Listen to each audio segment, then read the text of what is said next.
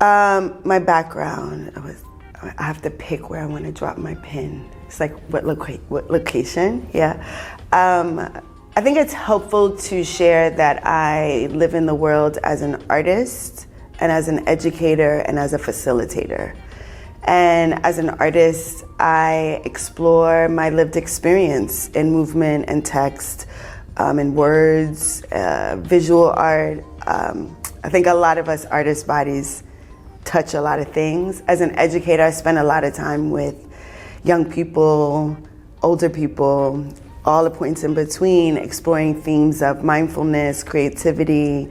And as a facilitator, I work in corporate spaces, artistic spaces, inviting communities to explore what it means to be in relationship with ourselves, with each other, and with the rest of the living and non-living world. And a lot of that is about inclusivity and diversity and belonging. So I have a very specific set of skills and curiosities about how humans engage with our histories and our identities, and then how that shows up in our value systems around how we name and judge ourselves and each other and the things that happen around us.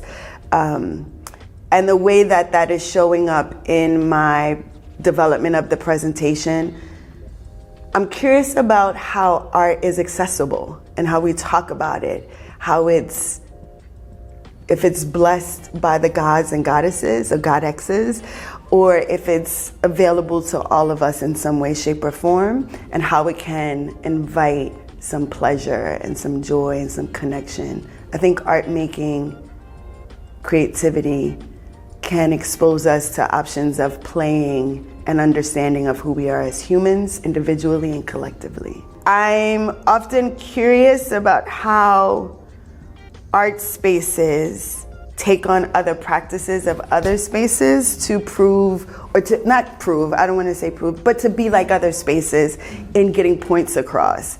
So I'm inviting myself to not have a PowerPoint. I'm inviting myself to not do a presentation in a way that traditional academic spaces do that, and really have the form be about the form that we're exploring. And I think that art spaces tussle with that a lot of times. There's a way that we want to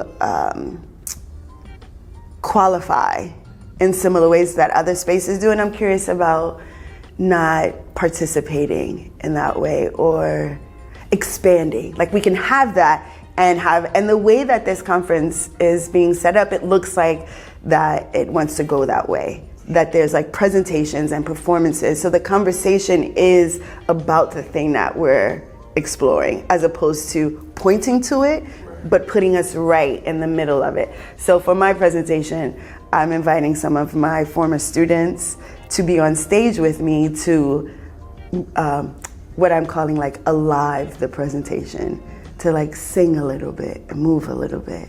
We'll see how that goes. I don't know if there is an art form that I'm most, you said fond of? That's most connected with. By experience and by training and culturally, I am a moving body. I was trained as a dancer. I have an MFA in dance and choreography from Temple. But the art form that I'm most fond of tends to change whatever's happening in my life. So there's a time when I'm obsessed with poetry, or there's a time when I'm obsessed with visual art. Right now, I'm a little obsessed with film and movies and what's on the screen and storytelling in that way.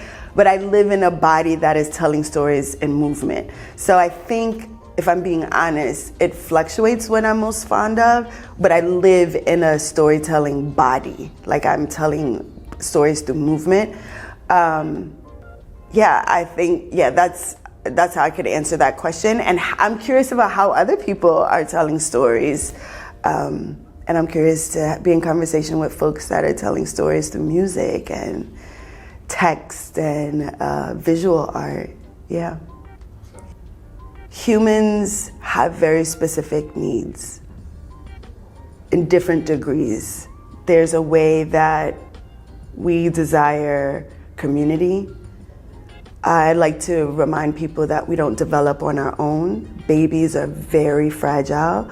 We need other people around us. They actually teach us how to eat, how to smile, how to hug, how to process. We learn those things from being around other people. So there's a social need that we have. There's emotional needs that the body has. There are physical needs that the body has.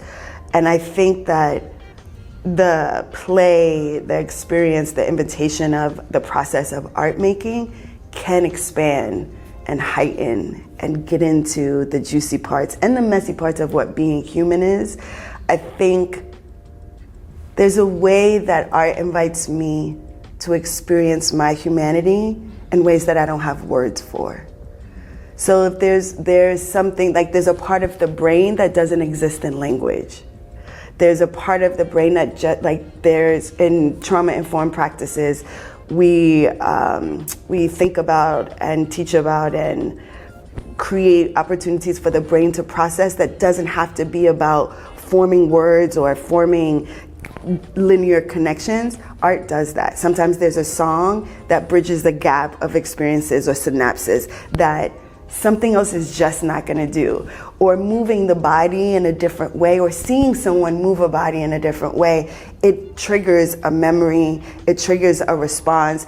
There's a way that visual art or hearing poetry or text or seeing something can have us be like, oh, I'm not alone. Oh, I remember that happened to me. Oh, opens up my curiosity. I think that is, or you see a movie or whatever, there's something that feels deeply human about experiencing art to me, that it invites me to see more of myself and another person. I think I learn more about people in the process of making art and in the witnessing of, I prefer the process of making art. Production is great, but I'm curious about the tussling of making the thing by myself or with other people. That it gives me more insight into what it means for me to be Shavon, this human, and what it could mean to be a human in relationship with you and then the rest of the world. So there's an object that I think about. I'm gonna see if this makes sense. We'll see. You can come with me and we'll see. I think about the sun a lot and how the sun is mundane. Like sometimes we forget that she's there, but she's always there doing the thing. And we're like, oh, okay, she's there. When it's cloudy, she's there. And then there are times when we walk out and it's just so glorious. The sun hits your face and you're like, or you see a person walking into the sunlight, or you see a cat sprawled out in the sun. There's something that can be every day.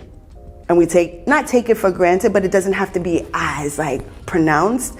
And I think that art making, if we want it to be more accessible to people, there's a way that we can practice honoring the regular everyday of it. Like when we put ourselves together, how we dress, how we talk, the cadence, the rhythm in our voices. There's some creativity in how we're arting ourselves that I really like to honor and celebrate, because then it means that there's different ways that we can celebrate and affirm different people's experience and humanity. And then there's the production of the stage. Like going to church growing up, hearing people sing, that feels very like, that was regular for me.